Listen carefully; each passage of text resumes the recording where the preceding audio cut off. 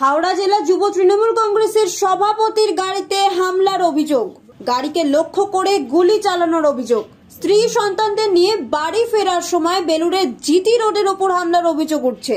হামলায় কেউই আহত হননি, তবে হাওড়ার এই দাপুটে যুব নেতার উপর হামলায় উত্তেজনা বেলুড় এলাকায়।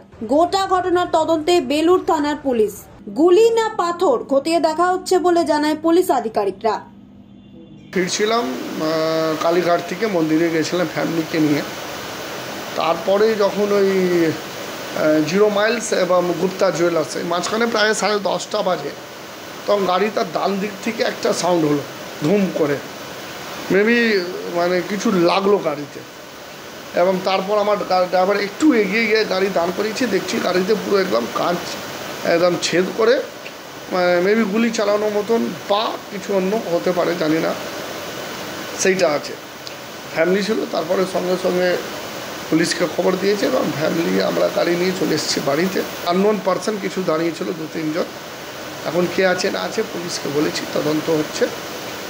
এবং যারাই থাকুক পুলিশকে বলেছি অ্যাকশান নিতে। কেন আমার 3 বছরের মেয়ে ছিল, ওয়াইফ ছিল, আমার ছোটো ভাইয়ের ওয়াইফ ছিল, ফুল ফ্যামিলি আমরা ছিলাম।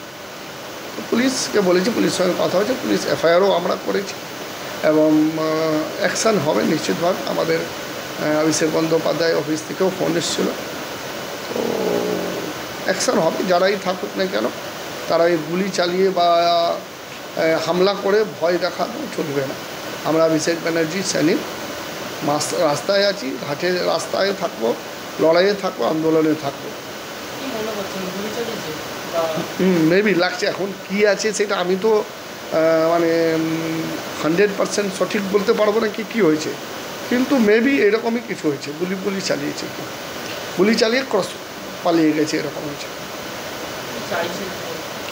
চাইছি মানে পুলিশ, আমাদের হাওড়া সিটি পুলিশ খুব ভালো কাজ করে এবং নিশ্চিতভাবে যারাই হোক না কেন, যেই হোক না কেন, তাকে বের করতে হবে।